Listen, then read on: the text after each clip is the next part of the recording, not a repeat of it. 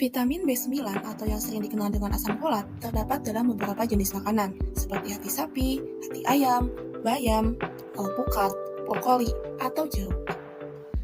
Absorpsi asam folat terjadi di sepanjang usus halus, terutama pada bagian duodenum dan jejunum, di mana sebagian besar asam folat yang didapat dari makanan masuk dalam bentuk poliglutamat, sehingga akan dihidrolisis terlebih dahulu di mukosa usus halus menjadi monoglutamat dengan bantuan enzim teroid poliglutamat hidrolase. Kemudian, monoglutamat akan mengalami reduksi sempurna menjadi 5-metil tetrahidrofolat. 5-metil tetrahidrofolat ini akan masuk ke dalam sel dan melepaskan gugus metilnya menjadi tetrahidrofolat dengan bantuan enzim metil transferase. Hasil absorpsi asam folat sekitar 50-80% akan dibawa ke hati dan sumsum tulang. Yang selanjutnya yaitu adalah transportasi folat. Yang pertama itu adalah RFC atau reduced folat carrier, di mana RFC ini berfungsi sebagai transporter utama yang terdapat pada membran sel. RFC bekerja optimal pada pH netral serta berfungsi untuk membawa folat dari luar sel ke dalam sel dengan cara transfer aktif atau difusi terfasilitasi. Itu adalah FR atau folat reseptor, di mana reseptor ini menempel di permukaan luar membran. FR akan mengenali serta mengikat molekul folat di luar sel. Setelah terikat, folat akan masuk ke dalam sel melalui proses endositosis. Yang ketiga yaitu PCFT atau proton coupled folat transporter, di mana transporter ini bekerja optimal pada pH asam. PCFT memfasilitasi masuknya folat ke dalam sel dengan memanfaatkan gradien proton. Yang terakhir yaitu adalah multi-drug resistant proteins dan juga BCRP atau breast cancer resistant protein, yang merupakan transporter yang berperan dalam mengeluarkan folat dari dalam sel agar kadar folat di dalam sel tidak berlebihan, sehingga menjaga homeostasis folat di dalam tubuh. Reseptor folat adalah protein pengikat folat yang ada di permukaan sel dan berperan dalam pengangkutan vitamin B9 folat ke dalam sel melalui mekanisme endositosis. Terdapat 3 jenis reseptor folat, yaitu reseptor folat alfa, reseptor folat beta, dan reseptor folat gamma. Interaksi asam folat dengan zat gizi makro. Yang pertama yaitu karbohidrat. Interaksi asam folat dengan karbohidrat tidak menunjukkan hubungan yang signifikan, seperti dalam penelitian NKVT dan kawan-kawan pada tahun 2019 yang meneliti fortifikasi produk banana flake dengan asam folat yang tidak mengubah kandungan karbohidrat secara signifikan. Yang kedua yaitu protein. Asam folat dalam bentuk tetrahidrofolat berperan sebagai koenzim pada metabolisme asam amino. Protein membantu transportasi dan penyimpanan folat melalui protein ikat folat. Kemudian, asam folat juga berperan dalam sintesis protein dalam asam nukleat dan mitokondria. Yang ketiga yaitu lemak. Interaksi asam folat dengan lemak dapat menurunkan penumpukan lipid dalam jaringan dan meningkatkan metabolisme lipid serta mengurangi lemak visceral dan kolesterol. Interaksi zat gizi mikro dengan asam folat. Yang pertama yaitu zat besi. Interaksi zat besi dengan asam folat efektif untuk mengatasi defisiensi zat gizi mikro dan anemia tanpa mengganggu stabilitas serta penyerapan masing-masing.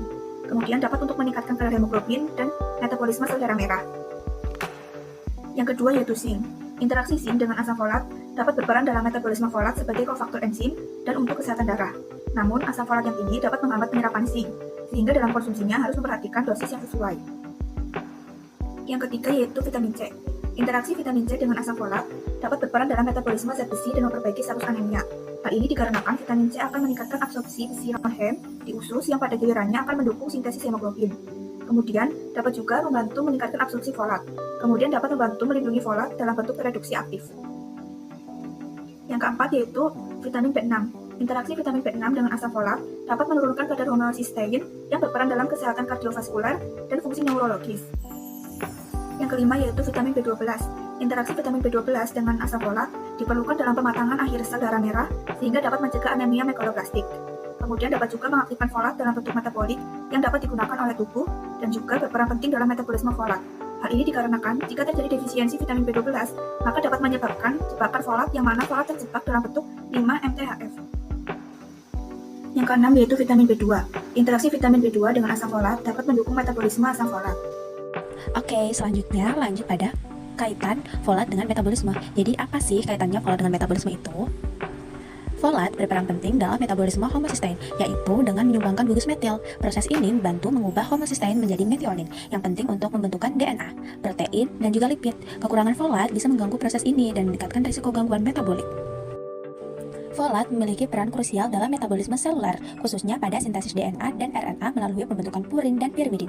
Selain itu, folat terlibat dalam metabolisme homocysteine menjadi metionin bersama kofaktor vitamin B12 dan B6 yang penting untuk regulasi metilasi. Proses metilasi ini mempengaruhi ekspresi gen serta sintesis protein dan lipid. Folat juga berkontribusi pada sintesis asam amino seperti serin dan glisin yang mendukung berbagai fungsi biologis. Hipervitaminasis folat. Hipervitaminasis folat jarang terjadi karena asam folat termasuk dalam vitamin B yang bersifat larut air. Namun, hipervitaminasi sendiri dapat terjadi ketika konsumsi folat dalam bentuk sintetis atau suplemen secara berlebihan. Beberapa manifestasi klinis akibat hipervitaminasis folat yaitu masking defisiensi vitamin B12. Hipervitaminasis folat dapat menyebabkan masking defisiensi vitamin B12 sehingga gangguan saraf akibatnya tidak dapat terdeteksi. Dampaknya yaitu kita bisa merasakan kesemutan dan bahkan kejang.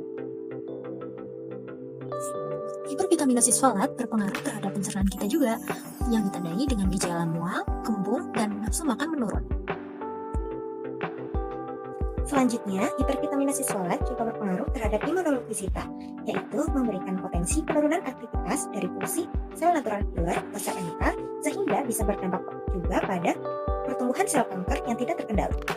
Kekurangan folat dapat menyebabkan gangguan metabolisme DNA. Akibatnya, terjadi perubahan dalam morfologi inti sel, terutama sel-sel yang sangat cepat membelah, seperti sel darah merah, sel darah putih, serta sel-sel epitel lambung, usus, vagina, dan serviks rahim. Kekurangan folat dapat yang pertama menghambat pertumbuhan, yang kedua menyebabkan anemia megaloblastik, yang ketiga menyebabkan peradangan lidah atau glositis, dan yang keempat dapat menyebabkan gangguan saluran cerna.